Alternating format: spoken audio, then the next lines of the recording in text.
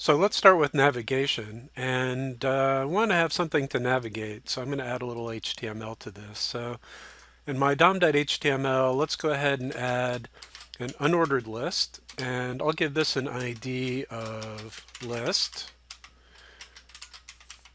And then inside of the list, I'm going to create some list items. So here's a list item, and I'm going to add a class.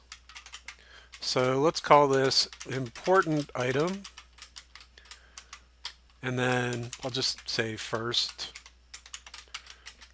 And another, which is also class important item. And then second. And one more important item, which is third. And then some unimportant items. So fourth and fifth. Now, if you know some CSS already, then you know that I can style a tag with an ID individually, or I can style a set of tags that all have the same class, or I can style a set of tags that all have the same tag name. So let's go ahead and do that. So I'm going to style all LIs to be, let's say color is green. And then I'm also going to style all things that are important items with font weight bold. So now if I load this, and I've already styled my results box. Classes are dot, so there we go. So all class important item things are bold. All list item tags are green. So let's reload. And here's my list box, and maybe a little hard to see on your screen, but yeah, first three things are bold. All list items are green, and then the results box is still 400 by 200 with a 1 pixel solid black border. Now, any of the item selectors that I use in CSS, I can also use in JavaScript to access the DOM. So if I start with the document, I can get element by ID results, and that gives me my results box. I can also say document.get elements by class name, important item. And this gives me the three list items that have the important item class. And I'll come back to this in a minute. And I can also say document.get elements by tag name, li. And this gives me all 5 of my li tags on the page. Now, one important note is that this thing that's being returned by get elements by class name and get elements by tag name looks like an array when you look at it in the console. And you can open it. It's got a length. It has an item sub 0, an item sub 1, item sub 2, just like an array. But it's not really an array. It's actually a HTML collection. Now this is important because some of the things we've learned about that are associated with arrays, like the for each method and the map method and so on, those are defined for arrays but not defined for HTML collections. So that's one important difference.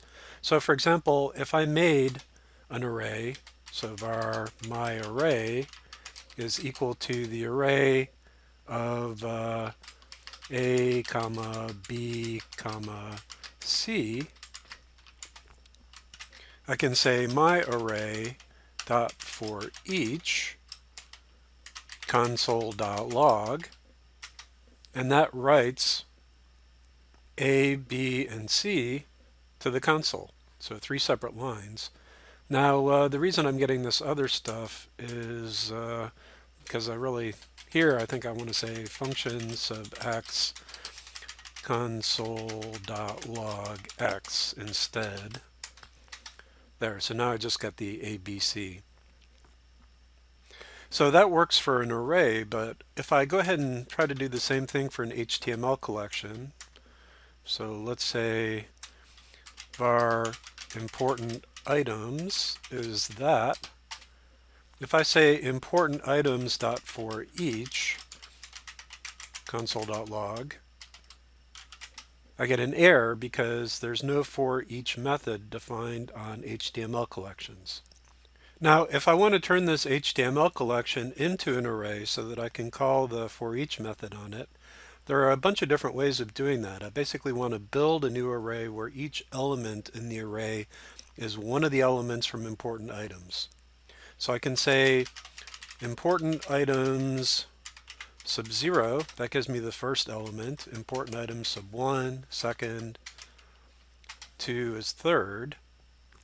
And I could make an array like that. I could say important items sub 0, important items sub 1, important items sub 2. But of course, this only works if there are exactly 3 items in the array, and I could write a loop to do something similar, but then that's going to be 3 lines of code or whatever. So here's a concise way of doing that. So arrays have a method called slice. So there's a method on all arrays. Now what I want to do is I want to take this function and I want to call it on my HTML collection as if the HTML collection was an array. Now what that's going to do basically is if I call slice with no arguments on an array, it's going to give me a copy of the array. So for example, A, B, C dot slice with no arguments, that gives me a copy of the original array. But if I were to call the slice method on an HTML collection, that would give me a copy as if it were an array, but it's going to give me a real array. So watch what happens. Var important items is now going to be, I'm going to call array.slice.call as if I was calling a method on the HTML collection. And that sets important items to a real array. So important items dot for each. And let's do function of x console.log x. There. So 3 separate items.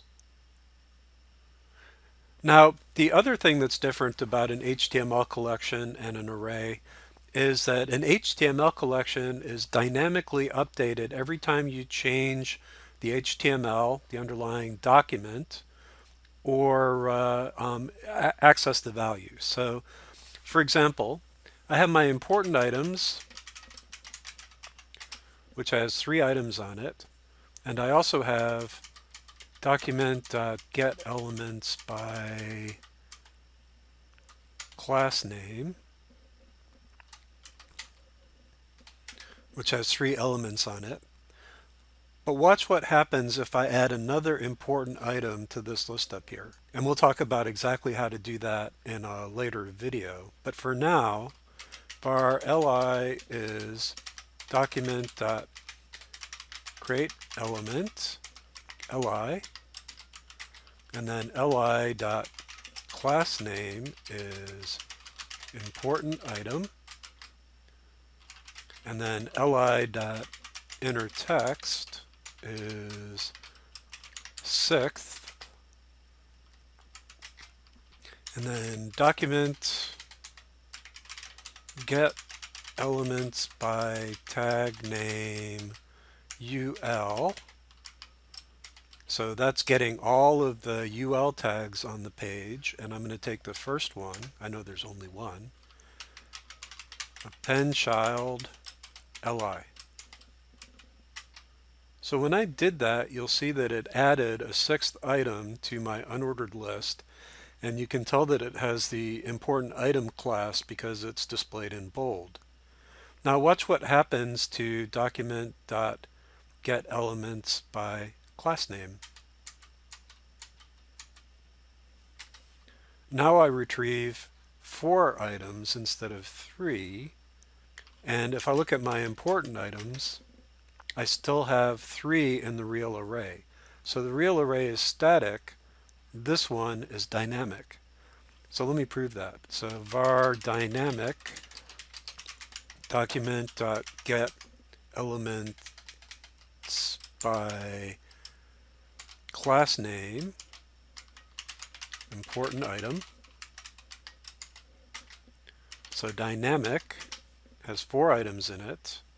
Static is array.slice.call on document.getElements by class name, important item.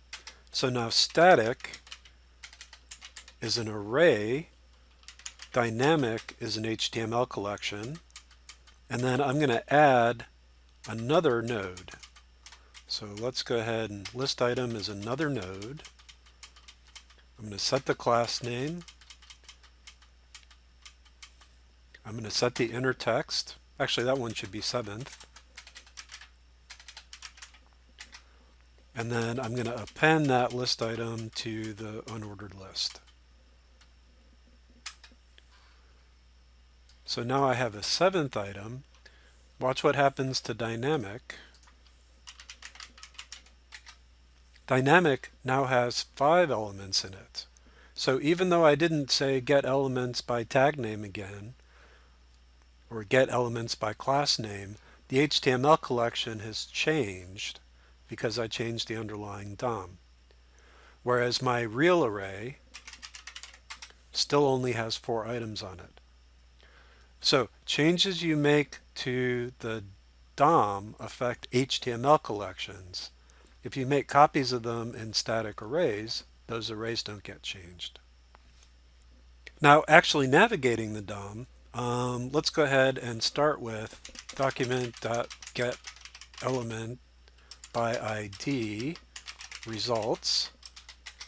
And you'll see that it looks like HTML from here, but it's actually a DOM object. So I can say console.dir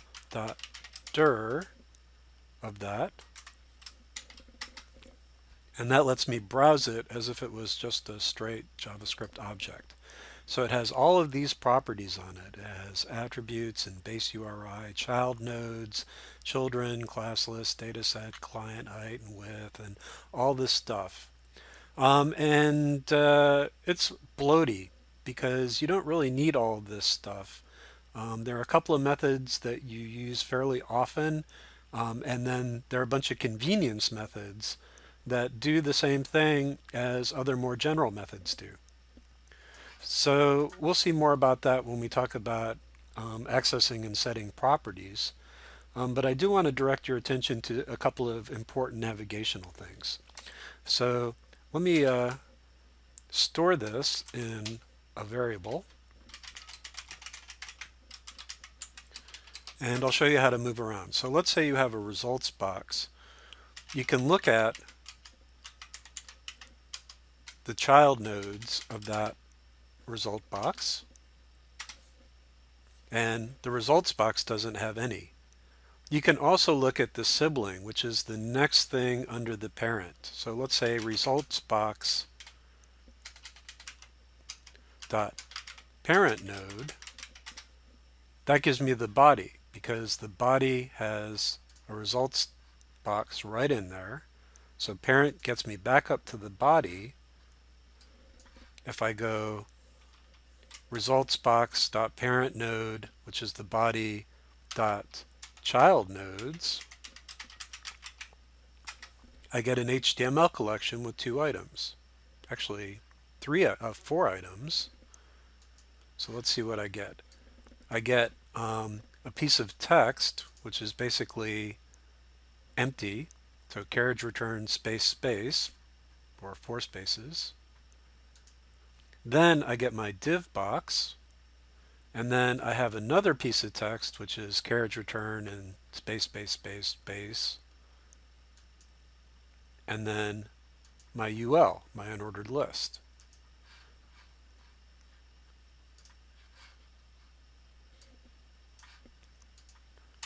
So if I want to get the unordered list, I can go resultsbox.parentNode.childNode sub 0, 1, 2, 3.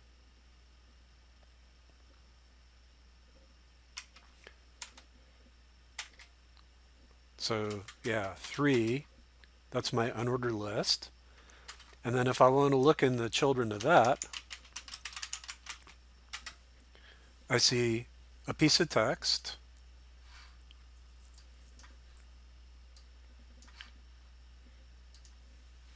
which is carriage return and then 6 spaces. Then my first LI, another carriage return and 6 spaces, another LI, another carriage return, another LI, carriage return, LI, carriage return, LI, and then the 2 ones that I added. So I can see all of the children in the order that they appear in the HTML.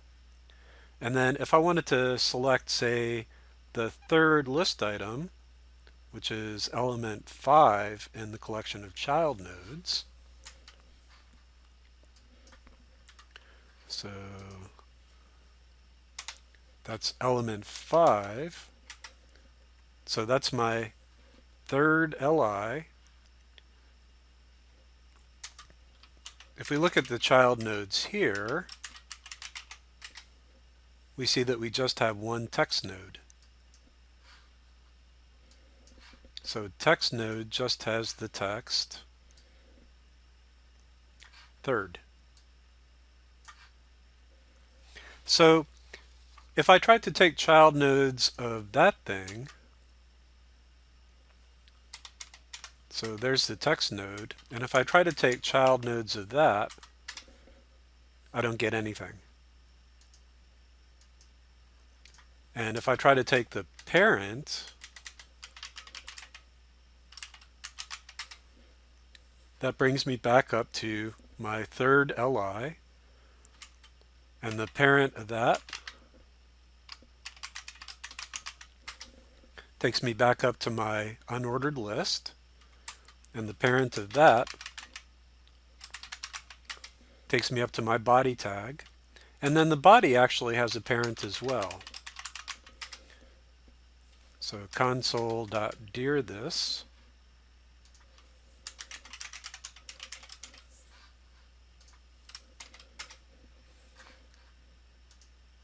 So we see that this is an object, just like every other object, and this one is of type HTML.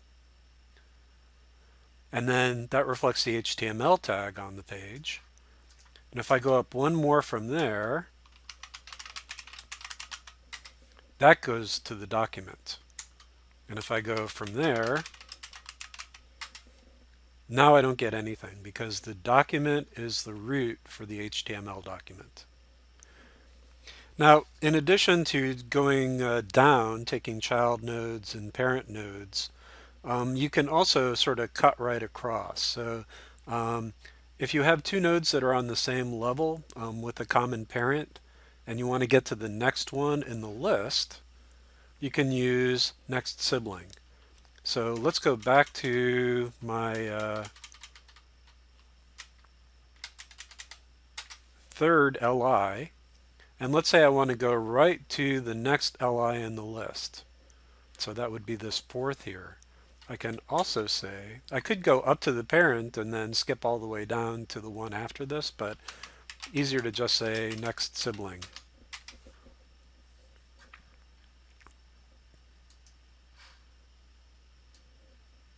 Actually, that's the text node, because I forgot there were text nodes between each of these things.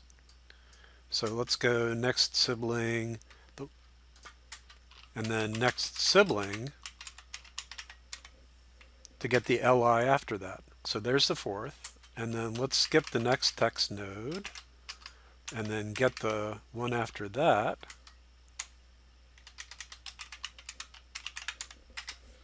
And there's the fifth. Now, I used a pen child rather than putting it in the HTML, so there's no text between these two. So this should give me the sixth. And then, oh, I guess there was. There, so there's the sixth, and here's the seventh. So there's the seventh. So that's most of what you need to navigate. Now, in more recent versions of the browser, and I think this has been around for a while now, so it may actually be safe to use it, there's a method of the document called query selector. So document.query selector, and this behaves just like the selector text in CSS. So in CSS, if I wanted to style the results box, I'd say #results for the element with the ID results. I can also say #results in query selector, and I get back the same element. So that's the one that would get styled with CSS. Now, if I pass query selector something that returns multiple values, like dot important item, you'll see I just get one back. So query selector is only ever going to return one item, even if there are multiple ones matching. Returns the first one. So what I want to do instead is call query selector all, and that returns the HTML collection with all of the items that have that class set. I can also use query selector all for tag names the same way. So here are all of my LIs. Now, if you're really familiar with CSS, you might be familiar with the concept of paths. And so if I go to the Elements tab and right-click on one of these items and go Copy, you'll see one of the options under Copy is Copy Selector. So I'm going to copy Selector, and then I'm just going to paste that right here in the console. So this is a CSS selector that selects this item, which is the third LI in the list. And I can pass this to query selector or query selector all. So document dot query selector, because I know there's just one of them, and that returns that item. Now if I do query selector all, I get back an HTML collection that just has one item inside of it. So query selector all of that sub 0 is just like doing query selector of that.